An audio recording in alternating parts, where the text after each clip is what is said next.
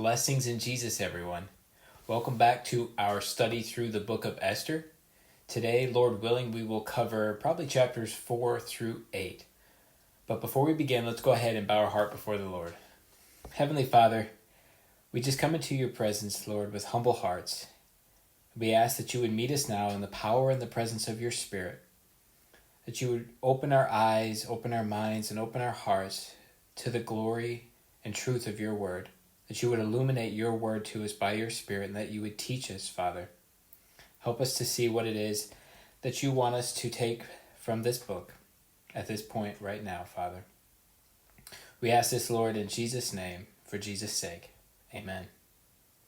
All right, if you have your Bible, go ahead and turn to the Book of Esther, chapter 4.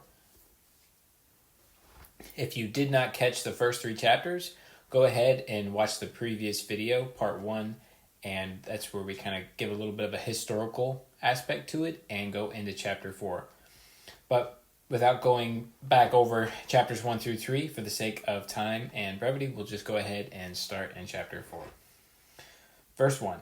When Mordecai perceived all that was done, Mordecai rent his clothes and put on sackcloth with ashes, and went out into the midst of the city, and cried with a loud and bitter cry, and came even before the king's gate, for none might enter into the king's gate clothed with sackcloth.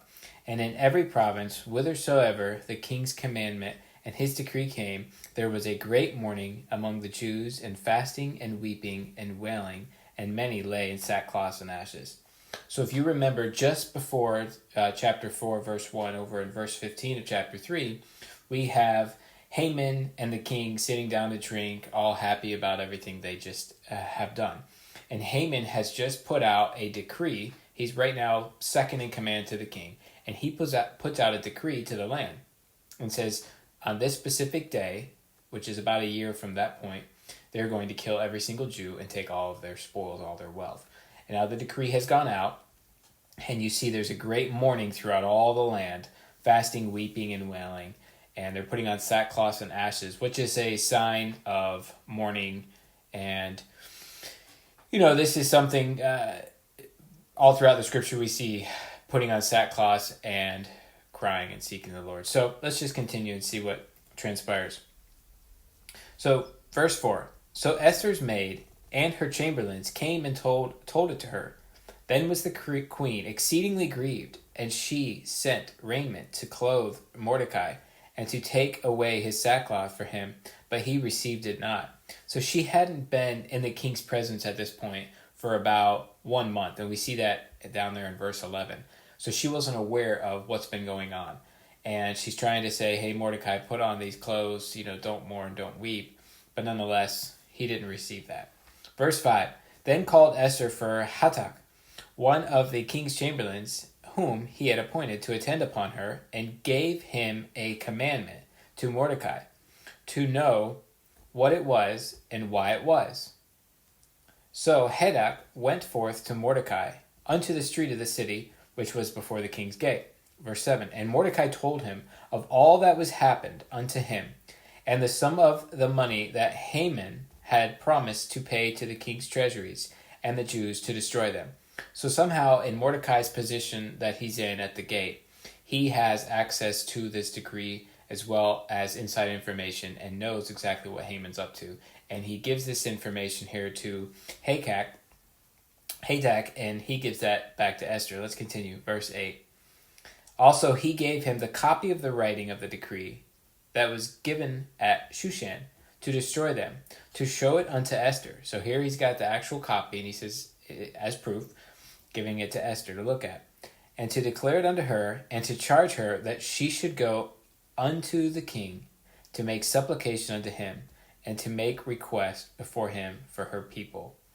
Now it's time to reveal to the king who she is, okay, for her people. Remember previously Mordecai was telling Esther, do not reveal who you are or who your people are. Keep your nationality quiet. Now Mordecai is saying it's time. And we have to, let's continue and then we'll go back. Verse 9, and Hatak came and told Esther the words of Mordecai, Again, Esther spake unto Hagtag, and gave him commandment unto Mordecai. So here we have a little bit of back and forth because Mordecai can't go to where she is. So you got this middleman character at this point. Verse 11, all the king's servants and the people of the king's province do know that whosoever, whether man or woman, shall come unto the king into the inner court, who is not called, there is one law of his to put him to death, except such to whom the king shall hold out the golden scepter, that he may live. But I have not been called to come in unto the king these 30 days. So see there, it's been at least that 30-day period since she has come into the presence of the king. The Persians had a law set up to where you could not come and approach the king at his throne unless you were drawn. So she is saying to Mordecai, this is risky. I can't do this because I could die. I could perish, I could be killed. He's not called me. I can't just approach him, right? That's kind of a typological thing. Remember, there's a lot of literary and typological things in the Book of Esther. This is one. No man can come to the Father unless he draws them, right? There's that typology there. Okay, so verse 12. And they told to Mordecai Esther's words. Okay, so now Mordecai's hearing back from Esther. And this is what he says. Then Mordecai commanded to answer Esther, think not with thyself that you shall escape in the king's house, more than all the Jews. So Esther's thinking that, well, she'll be safe. She can stay hidden and she'll be protected, and everybody, she's thinking, in her mind, she's thinking, if I go before the king, I'm dead. Mordecai's saying, if you don't go before the king, not only are you still going to be dead because you're a Jew, but we are all going to die and perish as well. There's no medium in this point, right? It's all hands on decks. Basically, if you don't speak up, we're all going to die.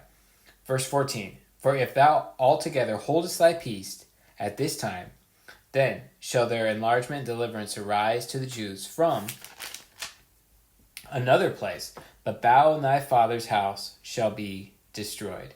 There'll always be a King David behind a King Saul. God will always raise somebody else up to accomplish his will and his purpose. Right now we have Esther being able to accomplish that. But let's continue a little bit further before we dive into that topic. Finishing verse 14. And who knoweth whether thou art come to the kingdom for such a time as this? Then Esther bade them return Mordecai this answer. Go gather together all the Jews that are present in Shushan, and fast ye for me, and neither eat nor drink 3 days, night or day. I also and my maidens will fast likewise, and so I will go in unto the king, which is not according to the law. And if I perish, I perish. See that boldness that Esther has at this point? Doesn't that just almost give you goosebumps? Here we have the queen of the known world saying, okay, it's time to fast. She puts out a decree to fast, right? How many times do leaders put out decrees to fast and pray? You see that, in Jonah's time with the king, the leader of the Ninevites. And here we see, again, Queen Esther is saying, okay, it's time. Let's fast. She recognizes that circumstances are all leading to this particular moment. Remember, the whole point of Esther being being submissive to Mordecai gets her into this position. And then then Esther stays submission to Haggai, who tells her exactly what the king's going to want, what the king's going to want you to look like. And she wins that beauty contest we covered in the first part, right? The first 3 chapters. And then she became queen. So she's following that aspect. She's being submissive to that authority in her life and understanding, like, okay, they know what they're talking about. So here Esther realizes this, and Mordecai's saying, you were put in this position for this exact moment, right? So our calling as believers, this is how it kind of translates over. Our calling as believers was destined before time. Before the foundation of the world, God has called us from eternity to fulfill a certain purpose. You see this come out with the talents parable of Matthew 25. We are given a calling by God. We are given special gifts to fulfill that calling. God will help engineer our circumstances for that calling, but we have to work and operate in obedience in that calling. And that's sort of what's happening here. Esther has gotten to this position not because of herself, but because how God has been engineering the circumstances behind the scene. And we're going to see that transpire throughout. So they put on a fast, and she says very boldly that she's going to, not according to the law, go in and see the king after these 3 days. And if she perishes, she perishes. She realizes that there's no other option. She's all in. Okay? So, and it's important to remember, just as us as believers, if we won't be obedient and fulfill that calling that God has called us to, just like with Esther, God will raise up someone else. God will bring someone else into position to be able to fulfill that. So, and that's what Mordecai is reminding her of here. It's not like we're going to die. God is faithful to his people. How many times has he rescued his people from near annihilation? Okay? He rhetorically says in Scripture where, if the Jews will cease to be a nation, Israel will cease to be a nation when the heavens and stars disappear. He's like, it's never going to happen. These are God's people. But that's another issue for another topic. Let's continue. Verse 17 of chapter 4. So Mordecai went his way and did according to all that Esther had commanded him. So now Mordecai gets the leaders together, and they're going to have a time of prayer and fasting. And so we're about to enter into this time period now where Esther's going to enter the presence of the king. All right, things are heating up. Verse 1 of chapter 5. Now it came to pass on the third day that Esther put on her royal apparel and stood in the inner court of the king's house over against the king's house, and the king sat upon his royal throne in the royal house over against the gate of the house. Okay, so she takes off her sackcloth, she takes off her grieving and her mourning clothes, and now she puts on her royal clothes. It's time to look your best. This is, you got one shot mentality, right? Verse 2, and it was so, when the king saw Esther the queen standing in the court, that she obtained favor in his sight, and the king held out to Esther the golden scepter that was in his hand. So Esther drew near and touched the top of the scepter. Thank God, right? She found favor in his sight. At this point, you can just see Esther with a breath of relief. She's like, okay, it's good. I'm in. Okay? Now she has access. Right? Remember, with God, in God's economy, there is no coincidences, right? It's all, circumstances are all engineered by God. So through this time period, whatever God is doing behind the scenes that we can't see, he has putting some influence on to the king, apparently, to give favor to Esther, right? All right, so it goes on. Verse 3, then said the king unto her, What wilt thou, Queen Esther? And what is thy request? It shall be even given thee half of the kingdom. So here's the king doing an expression of, what is it that you want, my queen? I'll give you anything. Just ask for anything, right? It's whatever you want. So now, it says, and verse 4, and Esther answered, If it seem good unto the king, let the king and Haman come this day unto the banquet that I have prepared for him. So now, remember, as we saw how the king, and especially the Persians, royalty, but the king specifically had a bend towards parties. He liked to throw parties and celebrations.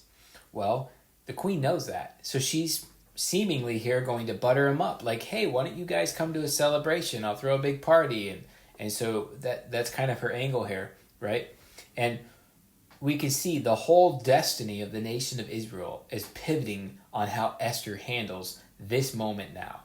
From the moment she's allowed in to see the king until what we see leading up to the climax will be the pivotal moment for the entire nation of Israel. Okay? It all hangs on this moment. So verse 5 of chapter 5. Then the king said, Cause Haman to make haste, that he may do as Esther hath said. So the king and Haman came to the banquet that Esther had prepared. This is a big deal. When you get invited by the queen to come to a banquet, would have been considered a big deal. And we'll see Haman get real excited about that here in just a minute. So, verse 6, and the king said unto Esther at the banquet of wine, what is thy petition? And it shall be granted thee. And what is thy request? Even to the half of the kingdom it shall be performed. Then answered Esther and said, my petition and my request is, if I have found favor in the sight of the king, and if it please the king to grant my petition and to perform my request, let the king and Haman come to the banquet that I shall prepare for them, and I will do tomorrow what the king has said. So here she's saying she's delaying another day. She wants to throw another banquet. We're going to see a second banquet develop, and there's going to be this interim period. And she says, tomorrow I will tell you what it is that I have a request. So she's being very clever. Remember, Jesus said to be gentle as doves, but crafty as serpents. So she's got a little bit of wit here as she's moving through.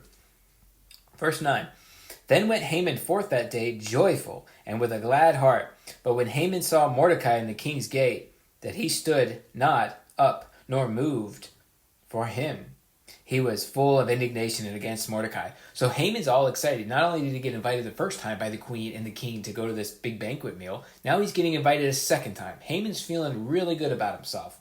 And then he sees Mordecai, and Mordecai's not bound. Mordecai does not bid him any homage at all, and that makes him mad. So what does he do? Verse 10, nevertheless, Haman refrained himself, and when he came home, he sent and called for his friends and Zeresh, his wife. And Haman told them of the glory of his riches, and the multitude of his children, and all the things wherein the king had promoted him, and how he had advanced him above the princes and servants of the kings. So here, Haman's going on a bride trip. Haman's boasting about all these things he has to his family. Okay, remember what the Bible says in Proverbs 16:18 and elsewhere, pride comes before the fall. And boy, is he going to fall. But first, he's getting puffed up. Okay, let's see in verse 12. Haman said, moreover, Esther the queen did let no man come in with the king unto the banquet that she had prepared but myself. And tomorrow I am invited unto her also with the king. Right? So Haman's like, so I'm all big and bad. The queen and the king invited me alone, nobody else, to this banquet. We had a celebration, and not only yesterday, or it's also going to be the next day too, right? I'm going to go in. He's bragging, right? So follow that through. We see that pride aspect of characters that really represent an antichrist spirit or a devil, right? You see that in Isaiah, and you see that Isaiah 14 with the typology of Satan falling from heaven. And then you see that in Ezekiel 28 with the typology of the king of Tyre. So that's something to pay attention to, but the pride comes before fall. Verse 13, yet all this availeth me nothing, so long as I see Mordecai the Jew sitting in the king's gate. So he has all the money, all the power, all this joy. He can do whatever he wants, wherever he wants. He could buy a house and settle down somewhere and then live happily ever after. But you know what? Mordecai takes him off. He's like, I'm mad at Mordecai. All this stuff means nothing to me. I want vengeance. I want to kill Mordecai. That's what he's going to get up to. Verse 14, then said Zeresh his wife and all his friends unto him, let a gallows be made of 50 cubits high, and tomorrow speak thou unto the king that Mordecai may be hanged thereon. Then go thou in merrily with the king unto the banquet. And the king pleased Haman, and the thing pleased Haman, and he caused the gallows to be made. All right, so 50 cubits, roughly 75 feet. And he's going to go the next day to see the king, get permission to build these gallows, which are going to be something. The gallows is in Hebrew, it's etz, so it's a symbolism there to the crucifixion. Remember, we covered that earlier. The Persians invented the cross and crucifixion. This is an impaling. But he's going to have to go get that, and we're going to see that transpire in just a minute. But he wants to crucify Mordecai and have him killed, and then go enjoy his banquet. So that's his plan. Chapter 6. On that night could not the king sleep, and he commanded to bring the book of records of the Chronicles, that they were read before the king. So here we have again another leader, another Persian leader who just can't sleep at night. Remember, we see some of that in Daniel, where he couldn't sleep. The Persian king couldn't sleep, and Daniel was in the lion's den. Here we have the king not being able to sleep again. Okay, and so he says, all right, so bring in the books of history, right? If you can't sleep, just read about history. That ought to do it, right? So he brings in the book of Chronicles. And remember, this is the time period in between banquets. And this is what he reads in chapter 6, verse 2. And it was found written that Mordecai had told of Bigthana and Teresh, two of the king chamberlains, the keepers of the door, who sought to lay hand on King Ahasuerus, or Xerxes. Remember, this was something that happened 5 years ago. Remember when Mordecai got information that the two men were going to come and kill the king, and he told Esther, and Esther gave Mordecai credit? Well, the king's realizing here, he's hearing this again 5 years later. How almost coincidental, if we didn't know God moving through behind the scenes, would that be? Out of all the 12 years of history of the king through the time, that specific book, with that specific section of that book, was read to him at that moment to hear. Okay, that's how crucial this next day was when she went from the first banquet to the second banquet, is this time in between. Let's continue, verse 3. And the king said, What honor and dignity hath been done to Mordecai for this? Then said the king's servants that ministered unto him, There is nothing done for him. So here is an oversight on part of the king and the king's men, right? There's it's a duty and a virtue for them to honor them. It would have been considered a violation of the law not to pay some sort of honor to Mordecai. So the king's realizing that here, and he's like, oh, wow, we have to do something. It's by law. We need to let Mordecai know how thankful we are. So it continues, verse 4, And the king said, Who is in the court? Now Haman was come into the outward court of the king's house to speak unto the king to hang Mordecai on the gallows that he had prepared for him. So now Haman's coming into the scene, and he's wanting to get the king's permission to kill Mordecai. Okay? And the king's servants said unto him, Behold, Haman standeth in the court. And the king said, Let him come in. So Haman came in, and the king said unto him, What shall be done unto a man whom the king delighteth to honor? Now Haman thought in his heart. So here we have Haman coming in. Remember, he's just getting off this big pride trip, being invited now twice to the queen and the king's banquet. He's got all these riches, all these things. He knows he's going to get Mordecai killed. He just knows it. And he comes to the king and he's like, okay, what do I want to get this permission. And so the king's like, wait a minute, before you speak, the king, I've been thinking about this all night. I haven't been able to sleep. And he doesn't mention Mordecai, but he wants to get Haman's advice. He's a second-hand man, right? So in Haman here in verse 6, he says, Now Haman thought in his heart, To whom would the king delight to do honor more than myself? So Haman's thinking the whole time that this guy is himself. So watch what he does. He assumes it's him.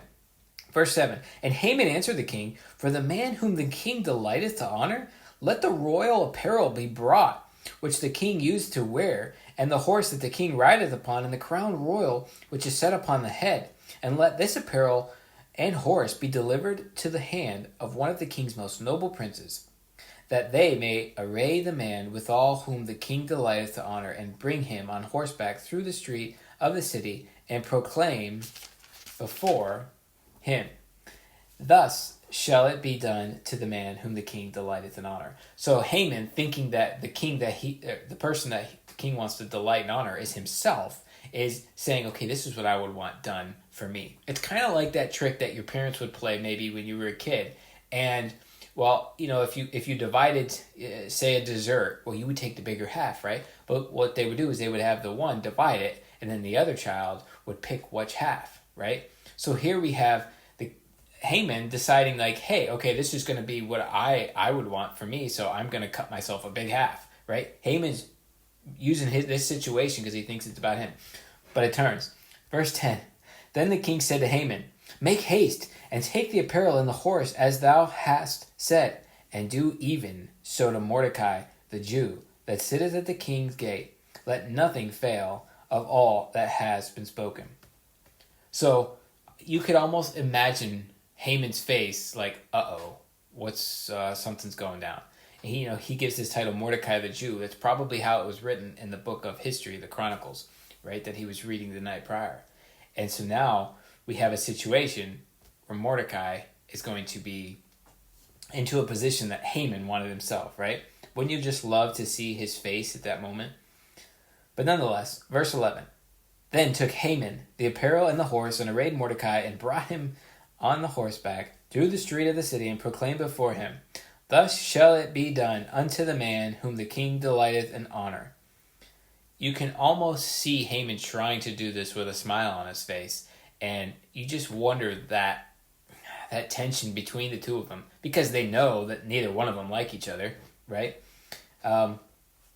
Haman wanted to kill Mordecai, and he was trying to demand his respect, and now you have it flip, right? Now you have Mordecai getting the respect of Haman. So, continues in verse 12. And Mordecai came again to the king's gate, but Haman hasted to his house, mourning and having his head covered. He's humiliated. It's a sign of humiliation. Okay? And we're going to see that something similar to his head being covered here soon when this climaxes. But Haman's pretty upset. And Haman told Zeresh, his wife, and all his friends everything that had befallen. Then said his wise man and Zeresh, his wife, unto him, If Mordecai be of the seed of the Jews, before whom thou hast begun to fall, thou shalt not prevail against him, but shall surely fall before him. So here with the wise men, you have this pagan superstition coming in, and they're telling him, like, this doesn't look good for you, Haman.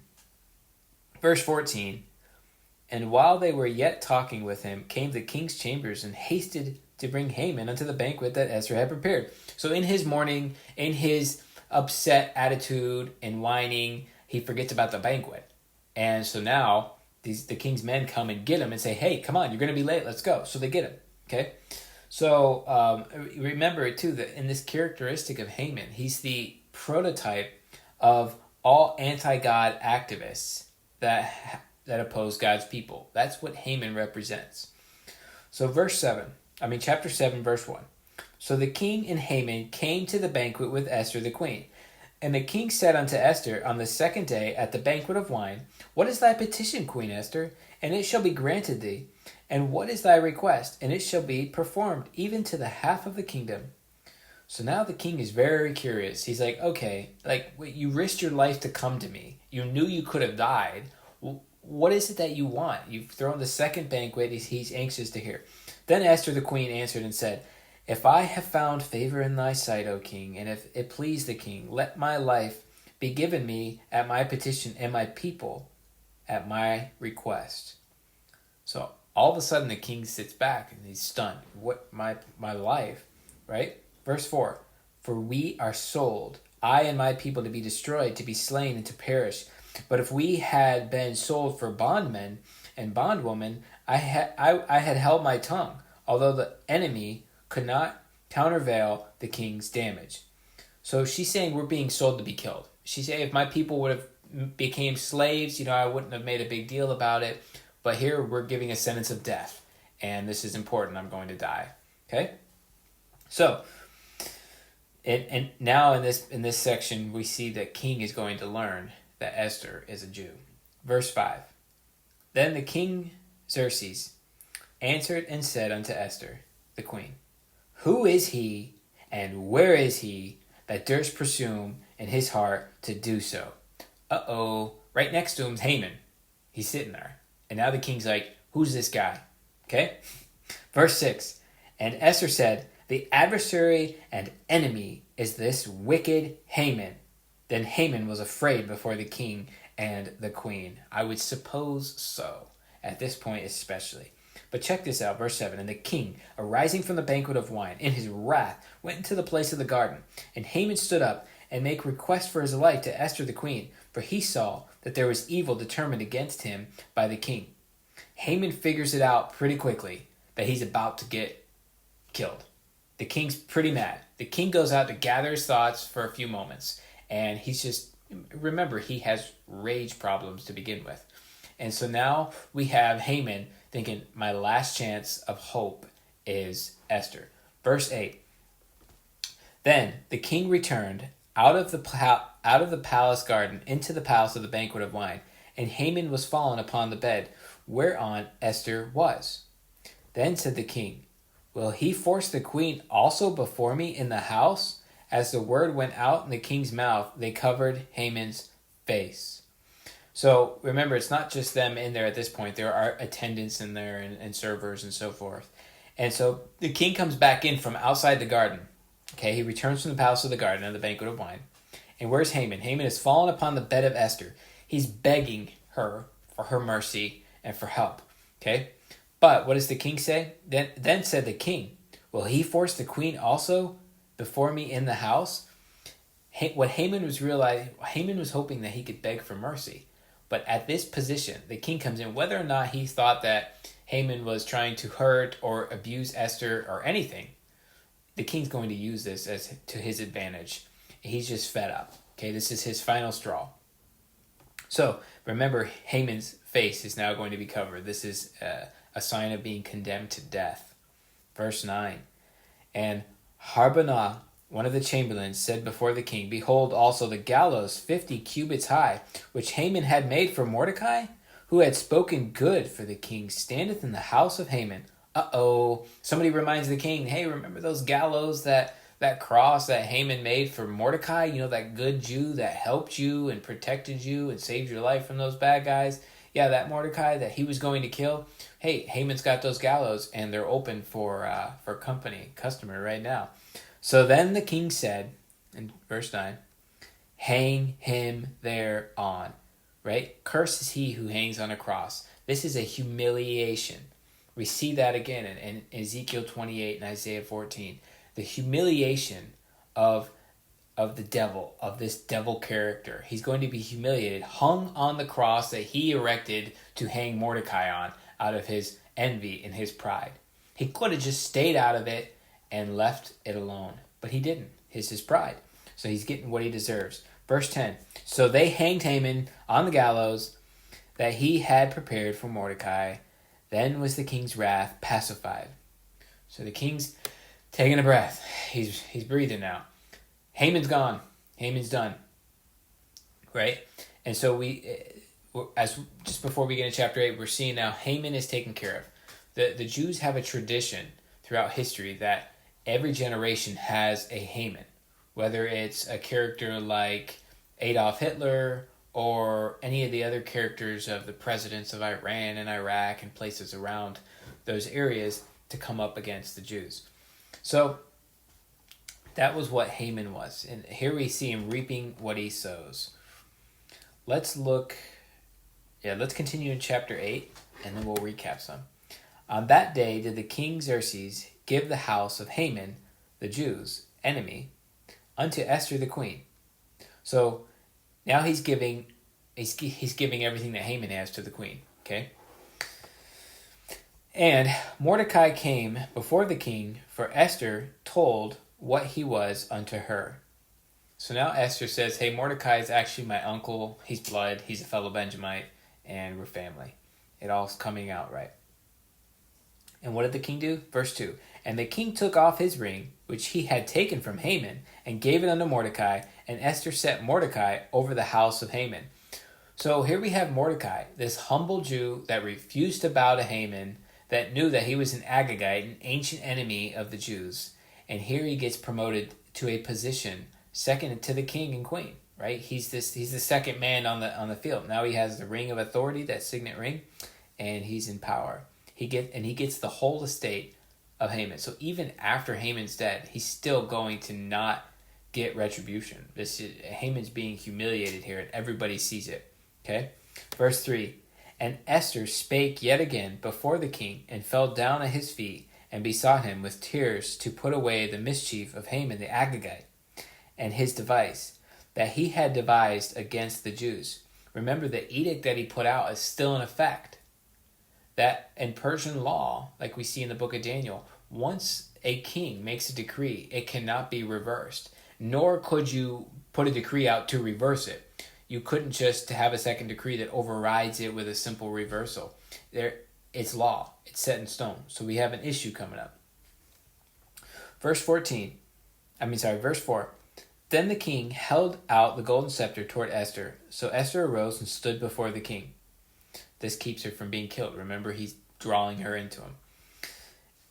And said, if it please the king, and if I have found favor in his sight, and the king seem right before, and the thing seem right before the king, and I be pleasing in his eyes, let it be written to reverse the letters devised by Haman, the son of Hammedatha the Agagite, which he wrote to destroy the Jews which are in all the king's provinces.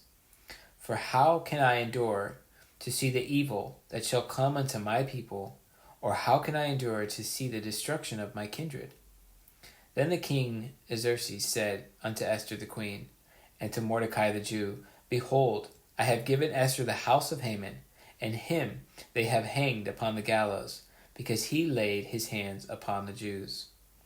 So he's saying, aka he's saying, I have given you the power of Haman. You have an authority now. Remember, just as Haman spoke to the king to get this decree put out, now the king's reminding them, hey, you have some authority here.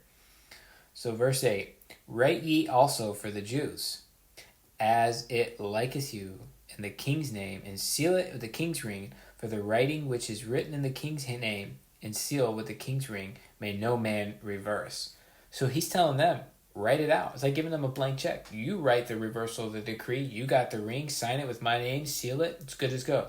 He puts 100% trust in whatever they say has to go. Verse 9, Then were the king's scribes called at that time in the 3rd month, that is, the month of Sivan, on the 23rd day thereof.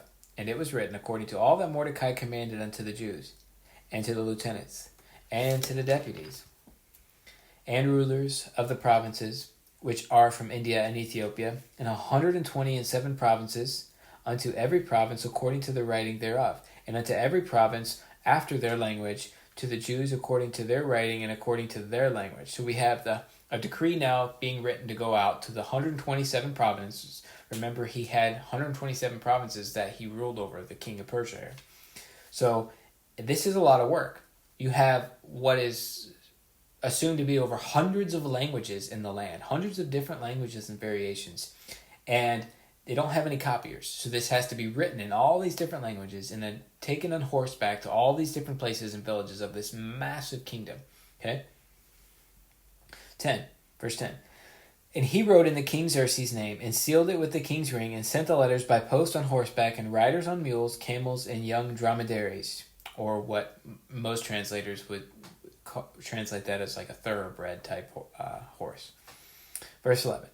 Wherein the king granted the Jews, which were in every city, to gather themselves together to stand for their life, to destroy, to slay, to cause to perish all the power of the people and province that would assault them, both little ones and women, and take the spoil of them to prey. So here we have the Jews are given permission to protect and defend themselves. That's how they flip this out. They're saying, okay, on that day when they try to come and kill you, like Haman set out the decree, you're allowed to defend yourself. Not only are you allowed to defend yourself, take everything they got, wipe them clean, right? So, verse 12, Upon one day in all the provinces of King Xerxes, namely upon the 13th day of the 12th month, which is the month Adar. So this is the retribution that they're going to get.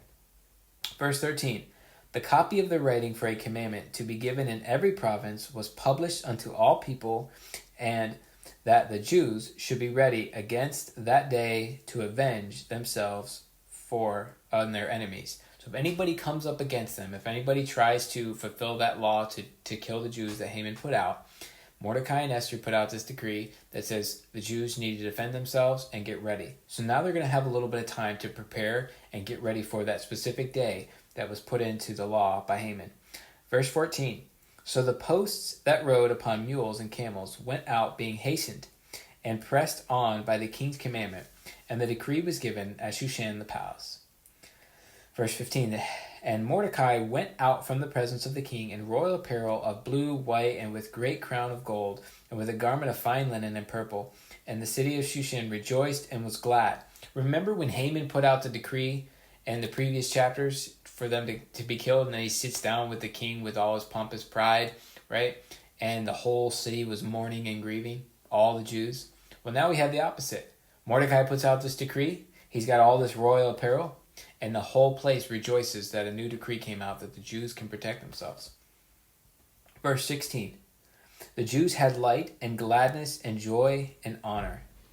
And in every province and in every city, whithersoever the king's commandment and his decree came, the Jews had joy and gladness, a feast and a good day. And many of the people of the land became Jews, for the fear of the Jews fell upon them. So they realized that the God of the Jews was the one who protected them, right? Let's look at a few things to kind of bring this together a little bit. First, we have Esther, who intercedes. Remember, she puts out a decree for them to fast and pray, and with Mordecai. And then remember, we have Moses, who intercedes on behalf of his people in Exodus 32. And then you have in Romans 9, 1 through 3, where Paul says, I would rather just perish for my people. And he is praying for his people. They prayed for Israel, right? You see that in Daniel 9. You see that in Nehemiah, with Nehemiah and Nehemiah 1. You see that in Ezra 9. And the idea is to pray for Israel. So let's look at a few verses in the Old Testament. Psalm 122:6. We'll jump over there first. Psalm 122:6.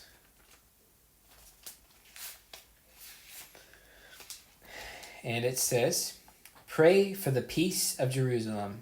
They shall prosper that love thee. Pray for the peace of Jerusalem. So in these chapters we just went through, we have that a few more minutes.